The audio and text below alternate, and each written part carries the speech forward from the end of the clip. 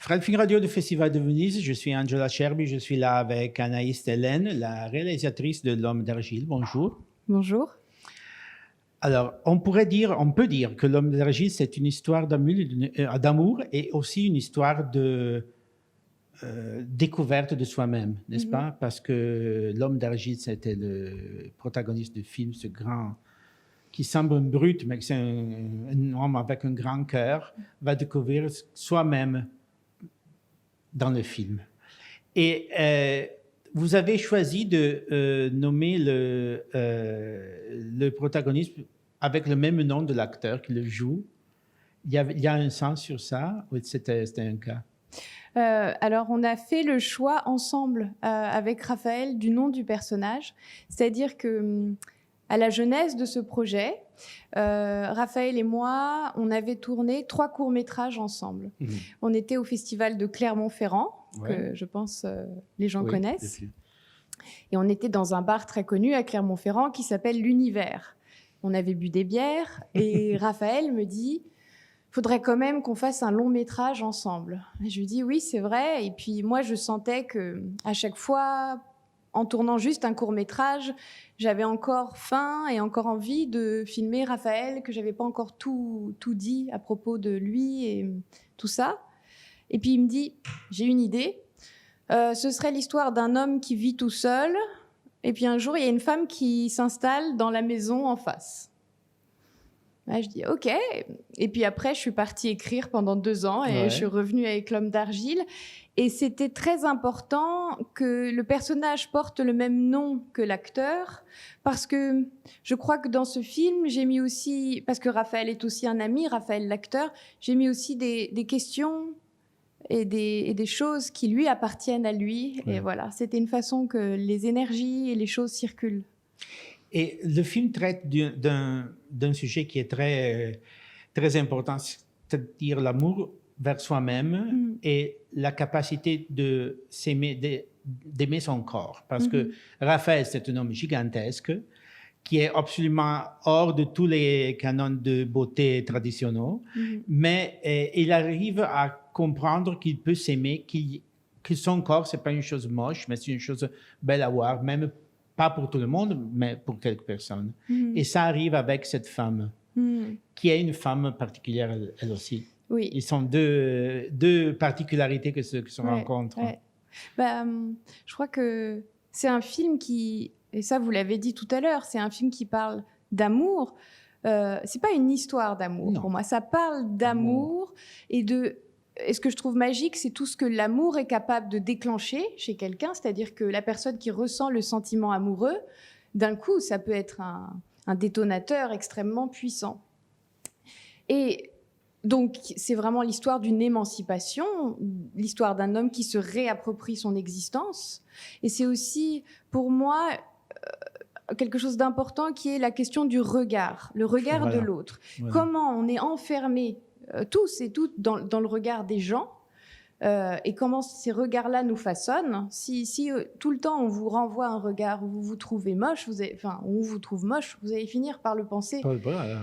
Et c'est comment un regard, parfois il suffit d'un regard pour que tout change. Et c'est le regard de cette personne qui est jouée par Emmanuel DeVos. L'Homme d'Argile, c'est parce que cette femme, c'est une artiste, c'est une peintre, sculptrice.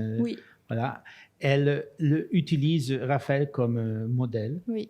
Et il y a cette relation de la vision de l'autre disons, soit personnelle, soit dans l'art, dans l'objet artistique, qui est très émouvant. Oui. Mais ce n'était pas facile de faire les deux plans différents, n'est-ce pas? C'est-à-dire de nous donner à nous, l'audience, une sensation d'appréciation de ce qu'on voit, soit dans l'art et soit dans la réalité. Comment avez-vous travaillé avec Emmanuel DeVos et Raphaël Thierry pour arriver à ça?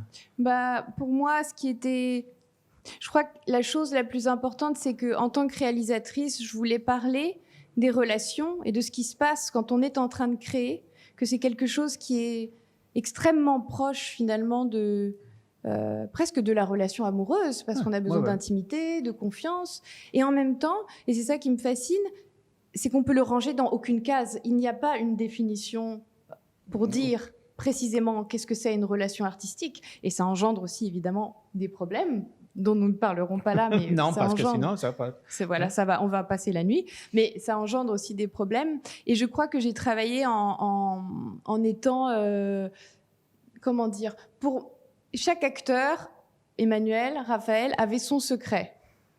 Et chacun ne faisait... Ils partageaient les scènes ensemble, mais chacun à sa façon. C'était comme ça qu'on travaillait.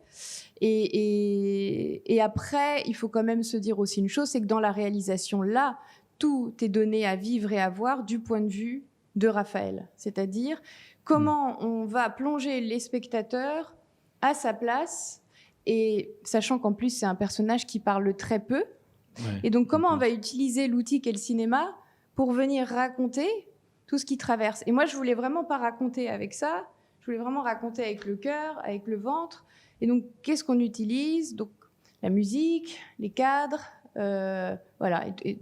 Voilà. Comment tout le cinéma vient raconter avec Raphaël, avec l'acteur, ce qui se passe. Voilà, je pense que la cornemuse a beaucoup de... Elle vient parler pour lui aussi beaucoup dans le film. Ouais. Bon, et à la fin, on a tout compris. C'est-à-dire que cette méthode, ça marche. Voilà. Bon, merci beaucoup. Merci beaucoup, Anaïs Hélène, la réalisatrice de L'Homme d'Argile au Festival de Venise. Je suis Angela Cerbi pour Fred de Festival Insider. Merci beaucoup. Fred Film Radio du Festival international du film de Venise. Je suis Angela Cerbi, je suis là avec Emmanuel Devaux et Raphaël Thierry pour le film L'Homme d'Argile. Bonjour. Bonjour. Je viens de parler avec votre réalisatrice et on est arrivé à définir le film comme un film d'amour. Pas une histoire d'amour, mais un film avec beaucoup d'amour entre les deux personnages que vous jouez. Vous êtes d'accord? Raphaël, tu es d'accord? Oui, je suis d'accord, mais c'est l'amour entre deux personnages, mais aussi c'est l'amour de chaque personne qui individuellement est un peu retranchée dans sa vie, dans son amour. Pour Garance, c'est son art, et puis pour moi, c'est ma vie un peu particulière, avec une passion qui est artistique aussi, celle de la musique. Il y a des amours très, très différentes dans ce film. Oui, absolument. Parce que l'histoire, c'est que ton personnage vit tout seul dans une maison qui n'est pas habitée, et arrive cette femme qui est partie de la famille qui a cette maison, et ça vous change la vie à tous les deux, personnellement, au personnage de Raphaël, mais aussi au personnage de Garance.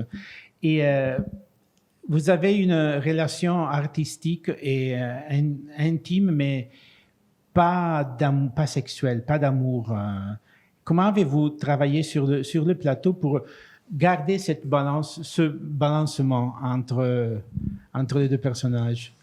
Je crois que c'est les bons castings, c'est ça, c'est que de trouver deux acteurs qui vont interréagir et où il va se passer quelque chose qui correspond au film. Mmh. Et je pense que notre alchimie à tous les deux fonctionne très très bien. Absolument, oui. Parce que il y a une sorte de, moi j'ai une sorte de fascination l'un pour l'autre. Moi, j'ai une fascination pour Raphaël. Je pense que Raphaël, tu as une fascination pour moi. Mais bien sûr. Et je pense que ça marchait très, très bien. On s'entendait très, très bien. Je trouve que, en plus, moi, j'ai moins tourné que Raphaël. Et je trouve que c'est assez rare de voir un acteur se mettre à nu au sens propre et au sens figuré, aussi avec autant de confiance et autant de courage, parce que c'est pas facile ce qu'il a fait, vraiment. Et ça m'impressionnait beaucoup. Enfin, j'étais vraiment... il a fait don de sa personne comme un saint. Oui, mais ça, en plus, c'est pas quelque chose qui se fait seul. C'était vraiment... On n'avait jamais travaillé ensemble avec Emmanuel, et travailler avec elle, et je te le dis, Emmanuel, ça semble évident et facile, parce qu'Emmanuel est quelqu'un qui donne à jouer et qui te met dans une certaine confiance, et puis dès les premières prises, sans se connaître, on a compris que l'histoire fonctionnait, parce que c'était le fait de rendre quelque chose qui restait dans la sensualité, qui était justement pas dans l'acte sexuel ou autre, qui était quelque chose qui restait avec de la distance, mais beaucoup de sensualité, de regard, que j'espère transpire à l'écran. Oh, bien, J'espère absolument. qu'on reçoit ça. Ouais. En plus, le film il traite de la question de la perception que nous avons de notre corps, de notre et de le regard des autres aussi, parce que le regard des autres c'est très important, surtout pour le personnage de Raphaël, parce que dans le film il arrive à comprendre qu'il peut être considéré comme beau, même œuvre si, d'art. même s'il ne croit pas d'être beau. La scène qui m'a touché beaucoup, c'est quand de l'homme d'argile vraiment, quand Raphaël est couvert d'argile et devient en sculpture. Vous avez fait des essais avant? C'était une chose qui a été spontanée? Non, on a fait quelques essais avant, mais vraiment, réellement, tout s'est passé sur le plateau. Et comme disait Emmanuel, ça fait partie des scènes quand il est les plus difficiles à jouer parce que déjà, il y a 4-5 heures de travail en maquillage, enfin, s'enduit d'argile. Et quand on s'enduit d'argile, on s'aperçoit tardivement que la peau ne respire plus et qu'en fait, on est proche du malaise à chaque fois enfin, ça dure trop longtemps, quoi. Mais je crois aussi que ces conditions-là ont servi aussi le jeu du personnage. Enfin, cette scène magnifique avec Emmanuel, avec Garance, quand la statue se retourne, juste le fait qu'elle se retourne, déjà, quelque chose commence.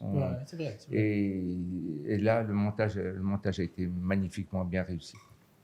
Bon, je vous remercie beaucoup. Je remercie Emmanuel Davos et Raphaël Grazie. Thierry pour avoir été avec nous pour le film L'Homme d'argile de Anaïs Tellen.